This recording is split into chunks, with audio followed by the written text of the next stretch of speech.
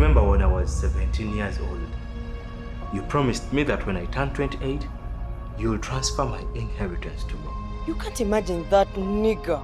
He's aging and he has no one in his life. You should first get married. What can I do? As soon as you can do so. This fierce agreement. You can tell me if you have skills of getting a wife while seated in office. Because I honestly wonder how you expect me to find a wife while seated in closed doors. How dare you talk to me like that?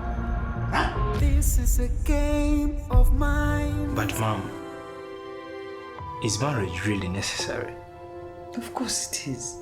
So here is the deal. You see, the task here is to convince my parents that we are married. Bro, do you think she can make a wife for a CEO? Absolutely. I have a girlfriend. And I've been hiding this from you.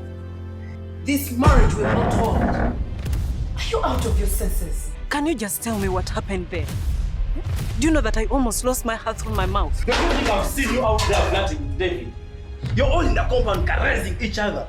My wife is not your wife. Who says she's not your wife? You will not get married to my brother. The two self-proclaimed loverbirds are playing us games. How can we sleep on the same bed together?